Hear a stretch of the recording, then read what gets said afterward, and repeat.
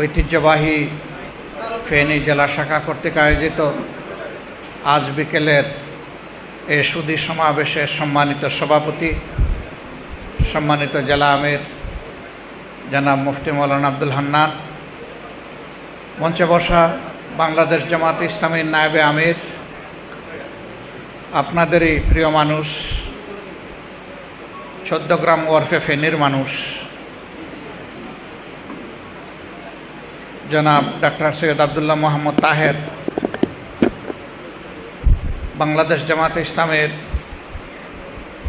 অন্যতম assistant secretary general বিশিষ্ট আলেমে দিন জনাব মৌলানা এটিএম মাসুম সহ নেতৃবৃন্দ, স্থানীয় নেতৃবৃন্দ, বিভিন্ন বন্ধু সংগঠনের সম্মানিত নেতৃবৃন্দ, সম্মানিত সুধীমণ্ডলী, বাংলাদেশ আমাদের প্রিয় জন্মভূমি, ছোট্ট একখণ্ড ভূমি। পৃথিবীর মানচিত্রের গ্লোব যখন সামনে রাখা হয় তখন এই দেশটিকে খুঁজে পাওয়ার জন্য চশমা চোখে দিতে হয়, এত ছোট দেশ। কিন্তু আলহামদুলিল্লাহ আল্লাহ তাআলা আমাদেরকে এই দেশটির বুকে, বলা হয় 18 কোটি মানুষ, হয় কিছু কম হবে, না হয় কিছু বেশি হবে, এর বিপুল সংখ্যক মানুষ দান করেছেন। 250-র অধিক দেশের মধ্যে জনসংখ্যার দিক থেকে বাংলাদেশ হচ্ছে 8ম। এত ছোট দেশ, এত বিপুল জনসংখ্যা। আমি এটাকে জনসংখ্যা বলি না, আমি বলি জনসম্পদ। জনসম্পদ আর জনসংখ্যার মধ্যে তফাৎ আছে। জনসম্পদ অর্থে বোঝানো হবে প্রত্যেকটি সক্ষম, বিবেকবান, প্রাপ্তবয়স্ক মানুষ এই রাষ্ট্রের জন্য এক একজন সম্পদ। সে রাষ্ট্র পুনর্গঠনে, উন্নয়নে তার গুরুত্বপূর্ণ অবদান আছে তার জায়গা থেকে। আর সংখ্যা যখন বলা হবে তখন বোঝা যাবে যে কিছু মানুষ রাষ্ট্রের জন্য উপকারী, আবার কিছু মানুষ রাষ্ট্রের জন্য বোঝা।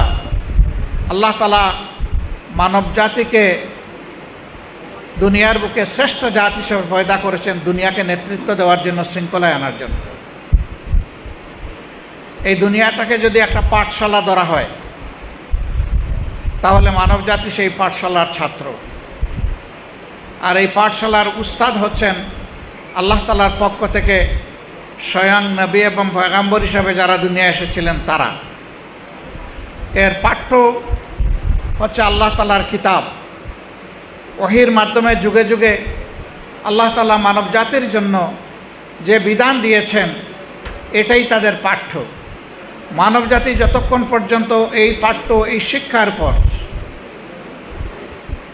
অনুসরণ করেছে, এই পথে চলেছে, আল্লাহ তাআলা ততক্ষণ পর্যন্ত মানব জাতিকে দুনিয়ায় সম্মানিত করে রেখেছেন, সুখ দিয়েছেন, শান্তি দান করেছেন।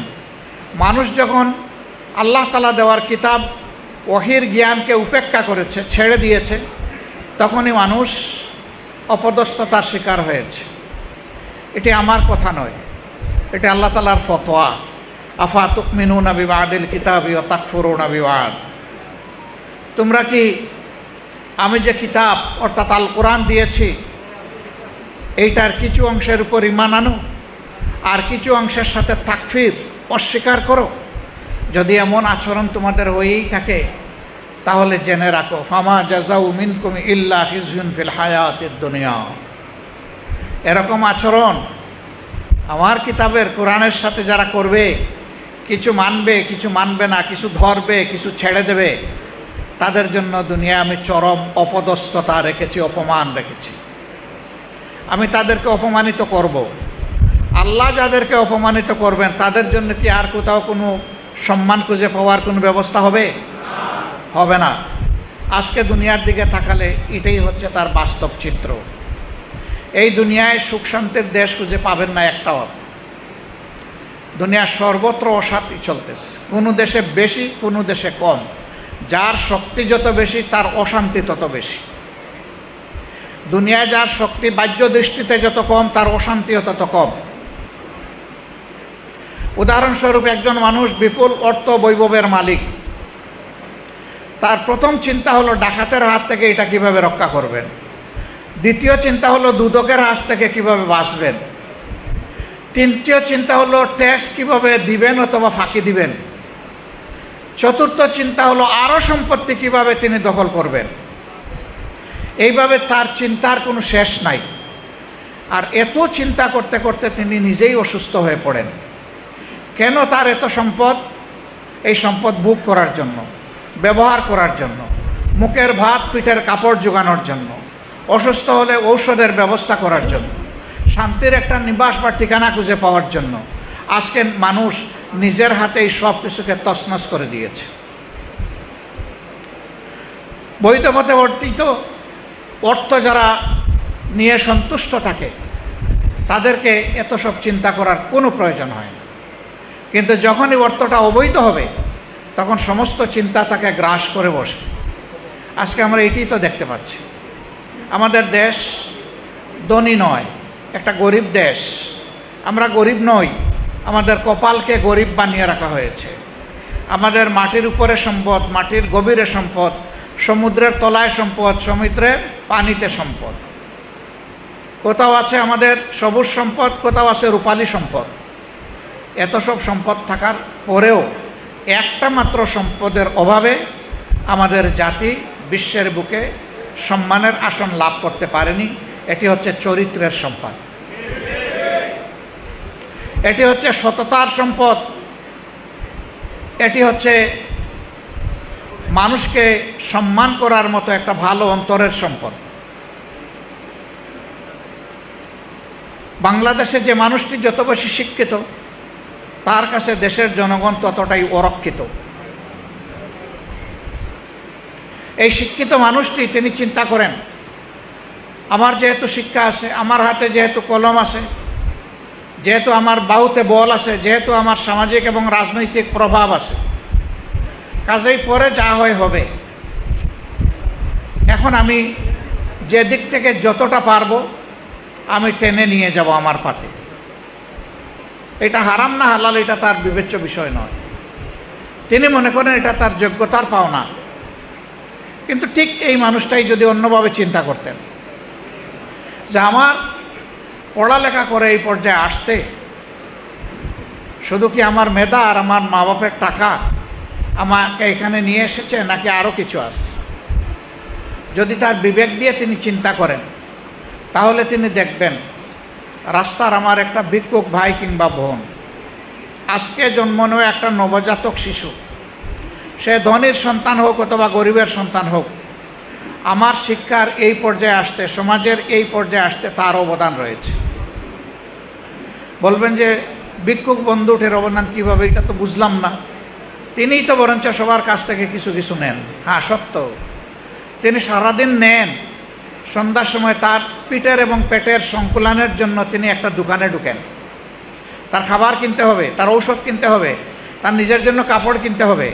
এই কিনতে গিয়ে আপনি যেভাবে প্রত্যেকটি দ্রব্যের উপরে মূল্য সংযোজন কর মানে অগ্রিম ট্যাক্স আপনি প্রদান করছেন ভ্যাট নামে, তাকেও সেই ট্যাক্সটা প্রদান করতে হচ্ছে। অতএব তিনি ট্যাক্স দিচ্ছেন। নবজাতক কিভাবে দেয়? সে ভূমিষ্ঠ হওয়ার পরে তার কাপড় লাগে, খাদ্য লাগে, এগুলা কিনতে হয়। যখনই তার অভিভাবক কিনতে যাবে তখনও তাকে ভ্যাট দিতে হয়। আরেকভাবে অবদান আছে। রাষ্ট্রের প্রত্যেকটি উন্নয়নের পিছনে ফান্ড দুই জায়গা থেকে আসে। একটা দেশের বুকে অর্জিত সম্পদ অথবা ট্যাক্স থেকে, আরেকটা আসে বৈদেশিক ঋণ থেকে। তো ট্যাক্সে তো আমি আসি, ঋণেও কিন্তু আমি আসি। ওই শিশু যে আজকে জন্ম নিয়েছে, আমার রাস্তায় বসে থাকা ওই বোন বা ভাই যে ভিক্ষা করে, তার উপরেও কিন্তু ঋণের বোঝা আপনার আমার মতো সমান তালে বর্তায়। তখন এই শিক্ষিত মানুষটা যদি চিন্তা করত, এই তাদের টাকাই তো, আমি যে পাঠশালায় লেখাপড়া করেছি ওখানকার ইট, নুড়ি, পাথর, বালি, রড, সিমেন্ট, মিস্ত্রির হাত, পরিকল্পনা সব কিছুতে তাদের হাত আছে, তাদের অংশ আছে।